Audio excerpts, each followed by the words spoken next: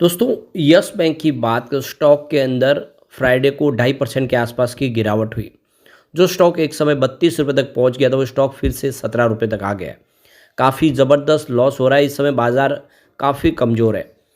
ऐसे देखें तो सेंसेक्स ऊपर के लेवल से 10,000 पॉइंट गिरा है, लेकिन जो प्राइस नीचे आई है वो कम से कम सेंसेक्स में जो 20,000 पॉइंट की गिरावट हुई है वो वैसे आ गई है। क्योंकि गिरावट में हमेशा स्टॉक बहुत तेज़ी से नीचे आते हैं, बढ़ते समय काफ़ी समय ले लेते हैं। और यही सबसे बड़ी प्रॉब्लम है कि लोगों का पोर्टफोलियो बहुत कम समय में ज़बरदस्त लॉस में आ गया है। अब यहाँ पे इसके बीच में यस बैंक ने एक बड़ा फैसला किया है। अपने एम्प्लॉयज़ को ईएसओपी स्कीम के तहत बोनस शेयर जारी करने का फैसला किया है। लगातार ये जो बैंकें हैं या फिर दूसरी जो कंपनियां हैं, वो अपने शेयर होल्डर को, अपने एम्प्लॉयज़ को बोनस के रूप में शेयर जारी करते हैं। लेकिन अब यहाँ पे सबसे बड़ी प्रॉब्लम यह है कि यहाँ पे इनके जो एटीएम है, एटीएम में इस समय जो पैसे विड्रॉ के जो प्रॉब्लम आ रही है, एटीएम सारे आउट ऑफ सर्विस हो गए, बहुत जगह पे एटीएम बंद हो गए। कंपनी ने इसकी जानकारी भी दी है कि आप नज़दीक के दूसरे एटीएम में जाके अपने पैसे विड्रॉ कर लें। तो क्या है प्रॉब्लम, ये क्यों हो रहा है ऐसा? उसके पीछे एक बहुत बड़ी रीज़न है जिसको इस वीडियो के माध्यम से समझने की कोशिश करेंगे। लेकिन फ्रेंड्स, उससे पहले अगर आप पहली बार हमारे चैनल पे आए तो चैनल को सब्सक्राइब कर दीजिए, एक बेल आइकॉन दबा दीजिए ताकि जब भी नया वीडियो बने पहला नोटिफिकेशन आपको मिले। वीडियो पसंद आए तो लाइक से ज़रूर कीजिए। चलो फ्रेंड्स, वीडियो स्टार्ट करते हैं। मैं हूँ आपका दोस्त एस बी दवे और हमारे अपने चैनल ऑनलाइन कमाई में आपका बहुत बहुत स्वागत है। तो सबसे पहले यस बैंक के कारोबार की बात कर ले तो 17.72 पर क्लोजिंग थी। 2.48% की गिरावट देखने को मिली। स्टॉक लगातार नीचे आ रहा है। 18 के स्तर को भी इसने तोड़ दिया है। अब जो बड़ी अपडेट निकल के आ रही है, यस बैंक ने एक्सचेंज को जानकारी दी है कि उन्होंने अपने एलिजिबल एम्प्लॉयज़ को बोनस शेयर जारी करने का फैसला किया है ईएसओपी स्कीम के तहत। कई बार ऐसा होता है कि खबर लोगों को लगता है कि ये पुरानी है, आपको डेट देखनी चाहिए। लगातार बोनस शेयर जारी किए जाते हैं और ये लेटेस्ट अपडेट है 14 फरवरी 2025 की। इससे पहले भी ऑलरेडी हमने जो कल वीडियो बनाया था ये सुजलॉन एनर्जी के ऊपर, उसमें भी ईएसओपी स्कीम के तहत बोनस शेयर जारी किए गए, लेकिन लोगों को लगता है कि वो खबर पुरानी है। तो आपको डेट चेक करनी चाहिए। लेटेस्ट खबर है बिल्कुल, और ये कल की ही डेट में इन्होंने कंपनी को जो है अपना फैसला किया है। तो देख सकते हो कि अपने जो एलिजिबल एम्प्लॉयज़ है, जिन्होंने उनके टारगेट दिए थे वो टारगेट अचीव किए, उनके काम से मैनेजमेंट ने खुश होकर उनको यहाँ पे बोनस के रूप में शेयर जारी करने का फैसला किया। ये वाईबीएल ईएसओएस 2020 स्कीम के तहत शेयर दिए जा रहे। तो 8,69,328 इक्विटी शेयर जारी किए जा रहे। ये 14 फरवरी की डेट है, आप देख सकते हो, जिसकी फेस वैल्यू 2 रुपीज़ है। तो 2 रुपये की फेस वैल्यू के ये ईएसओपी 2020 प्लान के तहत इनको बोनस के रूप में शेयर दिए जा रहे। तो हर कंपनी अपने एम्प्लॉयज़ को समय समय पे ऐसे ही शेयर जारी करती है और उनके काम को देख के, तो ताकि वो जोश में आके और तेज़ी से अपने कारोबार को कर पाए, अपने काम के अपने टारगेट को अचीव कर पाए। और इसीलिए लगातार ऐसे ही ये स्कीम के तहत शेयर जारी किए जाते हैं। तो ये इसकी जानकारी एक्सचेंज को दे दी गई है। एक और जो बड़ी अपडेट निकल के आ रही है, एजीएस जो बैंक में डिपॉजिट करते हैं, जो मतलब एटीएम के अंदर पैसे डिपॉजिट करते हैं, एजीएस ट्रांजैक्ट, ये कंपनी डिफ़ॉल्ट होने के कगार पे आ गई है। अपने एम्प्लॉयज़ को सैलरी नहीं दे रही है और इस वजह से बहुत सारी बैंकों के एटीएम हैं वो आउट ऑफ सर्विस हो गए, वहाँ पे अब पैसे नहीं मिल पा रहे। तो देख सकते हो कि बहुत सारी बैंक, चाहे वो आईसीआईसीआई बैंक हो, एक्सिस बैंक हो, यस बैंक हो, ये सारे उसके क्लाइंट हैं और इन सब बैंकों के यहाँ पे प्रॉब्लम शुरू हो गई है। तो यहाँ पे यस बैंक ने वेबसाइट पर जानकारी दी है कि अभी फ़िलहाल एटीएम ये करंटली अनअवेलेबल है, तो आप दूसरे किसी और ब्रांच के एटीएम पे जाके अपना पैसे विड्रॉ कर लें। तो अभी सभी एटीएम जो है वो इस समय काम नहीं कर पा रहे।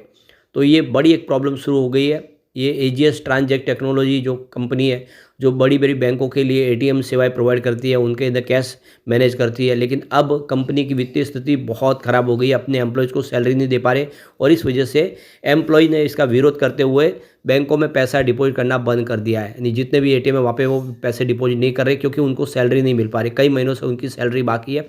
तो उन्होंने इसका विरोध करते हुए अब कैश डालने से इनकार कर दिया है। तो रवि गोयल की ये कंपनी है एजीएस ट्रांसजैक्ट, और देख सकते हो कि कंपनी में उनकी 60.5% की हिस्सेदारी है। ये कैश मैनेजमेंट सेवाएं देने वाली इंडिया की सबसे बड़ी कंपनियों में से एक है। करीब 15% बाजार हिस्सेदारी वाली कंपनियां दिवाला होने की कगार पर है। इस मामले से जुड़े लोगों ने जानकारी दी है कि बैंक इस कंपनी को नॉन परफॉर्मिंग एसेट यानी एनपीए घोषित कर सकते हैं। अगर ऐसा होता है तो एजीएस ट्रांजेक्ट के दिवालिया होने का खतरा बढ़ जाएगा। तो एजीएस ट्रांजेक्ट के क्लाइंट का कहना है कि कंपनी करीब 1 साल से पैसों की दिक्कत का सामना कर रही है। गोयल के 10% शेयर पहले से ही बैंकों के पास गिरवी रखे हुए हैं। बैंक के एक सीनियर अफसर ने नाम नहीं जाहिर करने की शर्त पे कहा है कि ग्राहकों से हमें शिकायत मिलती है कि एटीएम में पर्याप्त पैसे नहीं होते हैं। जब हमने इसकी जांच की तो पाया कि इन एटीएम में पैसे नहीं डाले जा रहे हैं। बाद में हमने पाया कि समस्या ज़्यादातर उन एटीएम के पास है जिनमें पैसे डालने की जिम्मेदारी एटीएस ट्रांजेक्ट के ऊपर है। तो जो एटीएस ट्रांजेक्ट के जिम्मेदारी वाले एटीएम है वहाँ पे पैसे नहीं डाले जा रहे। तो सूत्रों का दावा है कि 1000 से लेकर 1500 करोड़ रुपए कैश इन्वेंट्री के लिए रिस्क बढ़ सकता है, क्योंकि इसे एटीएम में नहीं डाला गया है। और जो खबर निकल के आ रही है मनी कंट्रोल के दावे के हिसाब से देखें तो अभी फ़िलहाल इसको वेरीफाई नहीं कर सकते वो। एक दूसरे प्राइवेट बैंक के सीनियर अफसर ने कहा है कि दिसंबर में डिफ़ॉल्ट बढ़ना शुरू हो गया है, तब जाकर बैंकों ने आरबीआई को बताना शुरू किया। बैंकों को सर्विस से जुड़ी किसी भी प्रॉब्लम के बारे में आरबीआई को बताना ज़रूरी है। क्रिसिल रेटिंग की रिपोर्ट के मुताबिक एजीएस ट्रांजेक्ट के पास पिछले साल 31 मार्च तक करीब 3800 एटीएम और कैश रिसाइकलिंग मशीन यानी सीआरएम का नेटवर्क था। कंपनी का कैश मैनेजमेंट बिजनेस उसकी सब्सिडीज कंपनी संभालती है। कंपनी के क्लाइंट में दिग्गज कंपनियां बहुत सारी शामिल है, लेकिन अब सबको प्रॉब्लम इस समय देखने पड़ रही है। सबसे बड़ी बात है कि अभी यहाँ पे आरबीआई को इसकी जानकारी दे दी गई है और बैंकों ने अब कैश देना भी बंद कर दिया एजीएस ट्रांजेक्ट को, क्योंकि वो डिपॉजिट कर नहीं पा रहे तो उसको भी कैश देके क्या फ़ायदा। तो अभी ये बहुत बड़ी प्रॉब्लम है। सबसे बड़ी बात ये होती है कि किसी एक के साथ अनुबंध होने के बाद दूसरी कंपनियों की सर्विस नहीं ले पाती है बैंक, उनको ये मौका नहीं मिलता है। और इसीलिए जहाँ जहाँ पे कस्टमर जो बैंक है जुड़े हुए एजीएस से, उन सब बैंकों के जो एटीएम्स है इस समय आउट ऑफ सर्विस हो गए। तो ये बड़ी प्रॉब्लम है और इसका निपटारा करना होगा, वरना आने वाले समय और बड़ी प्रॉब्लम हो सकती है, क्योंकि लोगों को एटीएम में पैसे नहीं मिल पा रहे। बहुत सारी सिटीज़ में जाके आप देख सकते हो आउट ऑफ सर्विस के बोर्ड लगे हुए हैं। तो ये सब प्रॉब्लम एजीएस की वजह से है, उसका निपटारा आरबीआई को जल्दी ही करना पड़ेगा। अब यस बैंक की बात करें, फंडामेंटल देखें तो मार्केट कैप 55,683 करोड़ के आसपास है। करंट प्राइस की 17.80 की है और लो इसका 17.1 का 52 वीक का और हाई 28.60 का है। तो फिलहाल तो ये स्टॉक अपने 52 वीक के लो पर आ गया है। स्टॉक का पी 25.70 है, बुक वैल्यू इसकी 14.60 की है और यहाँ पे आरओसी देखें तो 5.81% के आसपास है। आरओई इसका 3.11% है। फेस वैल्यू 2 रुपीज़ की है।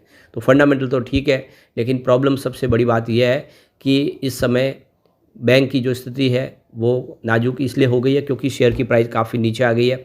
लगातार बाजार में गिरावट का असर यहाँ पे देखने को मिला है। और वैसे भी यस बैंक को लेकर जो ब्रोकरेज हाउस है वो हमेशा से निगेटिव कमेंट करते हैं, उसका असर यहाँ पे ठीक नहीं होता है, जबकि रिजल्ट लगातार बेहतर हो रहे हैं। अब इसकी परफॉर्मेंस देखें तो पिछले 10 सालों का सेल्स ग्रोथ 11% था। 5 ईयर के हिसाब से गिर के -1% हुआ, लेकिन 3 ईयर के हिसाब से फिर से 11% पर आया, जो इस TTM 17% है। यानी सेल्स ग्रोथ पिछले 10 सालों में सबसे बढ़िया है। प्रॉफिट ग्रोथ की बात करें तो 10 ईयर के हिसाब से -2% था, 5 ईयर के हिसाब से बढ़ के -6% हुआ, लेकिन 3 ईयर के हिसाब से 33% पॉजिटिव था, जो इस TTM 112% पॉजिटिव है। तो प्रॉफिट ग्रोथ भी बहुत ही शानदार है। कुल मिला के यस बैंक की स्थिति काफ़ी अच्छी है। यहाँ पे अगर हम इसके शेयर होल्डिंग पैटर्न को देखें तो एफआई ने अपनी स्टेक कम की है। सितंबर में 27% की होल्डिंग थी, जो दिसंबर में 26.74% की। तो एफआई बाजार से पैसे लगातार ऑलरेडी निकाल रहे, हर सेक्टर से, हर इंडेक्स से निकाल रहे। डीआई की बात करूँ, उन्होंने अपनी स्टेक को बढ़ा दिया है। 38.20% की होल्डिंग थी सितंबर में, जो दिसंबर में 38.84% हुई। यानी इस गिरावट का फायदा उठा के डीआई ने अपनी होल्डिंग को बढ़ा दिया। गवर्नमेंट की यहाँ पे अनचेंज होल्डिंग है 0.01% के आसपास। जनरल पब्लिक की होल्डिंग घटी है, यहाँ पे 34.78% की होल्डिंग थी सितंबर में, जो इस समय घट के 34.42% के आसपास आई। तो यहाँ पे डीआई लगातार निवेश को बढ़ा रहे और उनको भरोसा है कि स्टॉक आने वाले समय बेहतर कर सकता है। लेकिन फ्रेंड्स, कोई भी इन्वेस्टमेंट करने से पहले अपने फाइनेंशियल एडवाइजर से एडवाइस ले ले या अपना खुद का रिसर्च करें, क्योंकि मैंने वीडियो आपके एजुकेशनल पर्पज़ के लिए ही बनाया। वीडियो पसंद आए तो लाइक से जरूर कीजिए और चैनल को सब्सक्राइब कर दीजिए। Thank you friends.